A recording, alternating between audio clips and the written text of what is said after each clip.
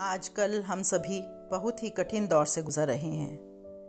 इस कठिन समय में हमारा धैर्य, हमारी समझदारी और थोड़ी सी सावधानी ही हमें हौसला दे रही है और हमें अपनी शेष जिंदगी के लिए सबक भी मिल रहा है।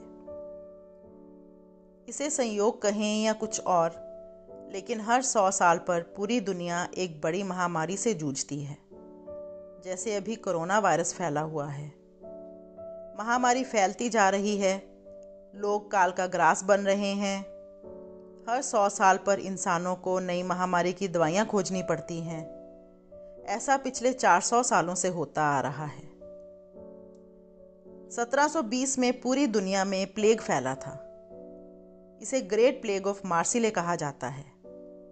मार्सिले फ्रांस का एक शहर है। वहाँ फैले प्लेग की वजह से 1 लाख लोगों की मौत हुई थी। प्लेग फैलते ही कुछ ही महीनों में 50,000 लोग मारे गए थे।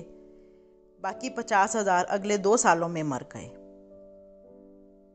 100 साल बाद 1820 में एशियाई देशों में कॉलरा यानी हैजा ने महामारी का रूप ले लिया।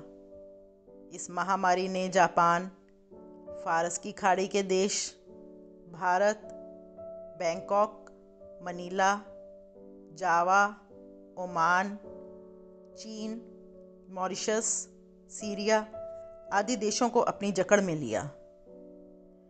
इसकी वजह से सिर्फ जावा में ही 1 लाख लोगों की मौत हुई थी। सबसे ज़्यादा मौतें थाईलैंड, इंडोनेशिया और फिलीपींस में हुई थी। इसके 100 साल बाद 1920 में स्पेनिश फ्लू फैला। वैसे ये प्रथम विश्व युद्ध के समाप्त होते होते 1918 में ही फैल गया था, लेकिन इसका सबसे ज़्यादा प्रकोप 1920 में देखने को मिला। कहा जाता है इस फ्लू से पूरी दुनिया में 1,70,00,000 से 5 करोड़ के बीच लोग मारे गए थे। अब 100 साल बाद 2020 में चीन से शुरुआत हुई कोरोना वायरस की। ताज़ा तरीन आंकड़ों के अनुसार 227 से अधिक देशों में इस वैश्विक महामारी से मरने वालों की संख्या तकरीबन 3,36,238 हो गई है और संक्रमितों की संख्या 52,46,532 है, जबकि 21,18,687 लोगों ने कोरोना को मात दे दी है। यहाँ ध्यान देने योग्य बात यह है कि प्रकृति कभी न कभी अपना प्रभाव अवश्य दिखाती है। मनुष्य जब ब्रह्मांड पर विजय प्राप्त कर उसे मुट्ठी में करने की बात करता है तो प्रकृति अपना प्रचंड रूप प्रकट करती है। अज्ञानी इसे क्षणिक समझकर लापरवाही बरतता है, उदासीन और असावधान ही बना रहता है। प्रकोप जब चरम सीमा पर पहुंच जाता है तो पछताने के सिवाय कोई चारा नहीं रहता। हानि इतनी अधिक हो चुकी होती है कि उसका कोई तोड़ भी नहीं होता, क्षतिपूर्ति नहीं हो पाती। बहुत सी कीमती जानें लील जाती है ये लापरवाही और बहुत कुछ अप्रतिकार्य हो जाता है। आज विश्व भर में कोरोना का प्रकोप फैला हुआ है। महामारी की चपेट में आए कई देश 100 साल पीछे चले गए हैं। लाखों लोगों के मरने का मुख्य कारण लापरवाही बताया जा रहा है। कोरोना को गंभीरतापूर्वक ना लेने से उनकी जान पर बन आई और नतीजतन पुश्तों की पुश्तें समाप्त हो गई हैं। उनका नामो निशान तक मिट गया, कोई उनका नाम तक लेने वाला नहीं बचा। आज विश्व भर में जिस तरह कोरोना का कहर बरस रहा है, उसे देखते हुए इस आपदा से निपटने का एकमात्र उपाय एकांतवास है। परमात्मा ने हमें आत्ममंथन करने का, स्वयं से जुड़ने का, स्वयं को खोजने का, स्वयं को पाने का सुअवसर प्रदान किया है। जब बाहर ना तू पावे मुझको, अपने भीतर झांक ले। काहे पुकारे बन बन मुझको, पाले मन में झांक के। मैं काबा ना काशी में, मैं ना मंदिर मस्जिद में, मैं तो तेरे भीतर बैठा, काहे खोजे गुरुद्वारे में।